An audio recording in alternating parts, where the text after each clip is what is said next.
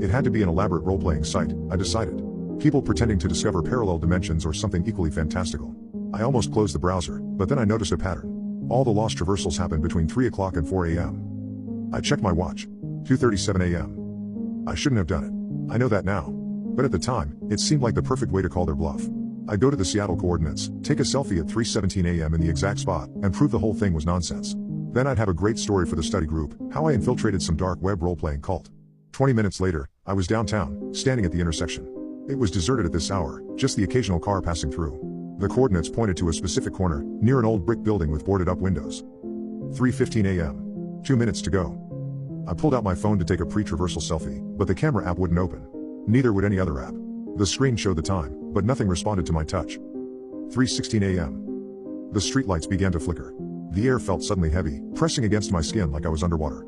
A low humming filled my ears, not a sound exactly, more like the absence of sound, a vacuum pulling at my eardrums.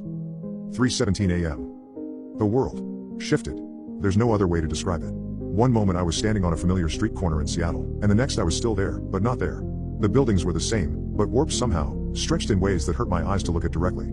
The sky above wasn't black or blue but a color I can't name, can't even properly see, my brain just refuses to process it. And I wasn't alone. They moved between the buildings, shapes that were almost human but not quite. Too tall, too fluid, as if their bones were optional suggestions rather than structural necessities. They didn't walk so much as pour themselves forward, and though I couldn't see any eyes, I knew they were watching me. I ran. The streets didn't connect the way they should. I'd turn a corner expecting a familiar landmark only to find myself facing a dead end that couldn't possibly exist. The geography was wrong, folded in on itself like an impossible origami. I ran until my lungs burned, until I collapsed against a wall that felt warm and slightly yielding, like flesh. My phone was still clutched in my hand, and miraculously, it worked again. The screen showed 3:32 a.m. and one notification, a message from an unknown number. Found another one. Intersection of 5th and Pine. Looks disoriented. Bringing them in. With horror, I realized they were talking about me. I pushed myself up and started running again, no destination in mind, just away. But the city had become a maze, and every turn brought me closer to something I couldn't see but could feel watching me. Then I saw it, a door that shouldn't be there, set into the side of a building that in my world was a solid wall. It was ordinary, painted red, with a brass knob that gleamed in the strange non-light.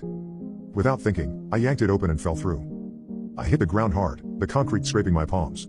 The door slammed shut behind me, and when I looked back, it was gone. Just a solid brick wall. But I was back.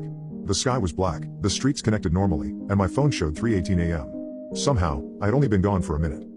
I ran home without stopping, locked every door and window, and sat in the corner of my bedroom until dawn broke. I've been too afraid to sleep.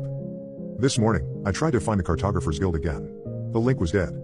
But I received an email from an anonymous address with only a few lines of text. Congratulations on your return, traveler.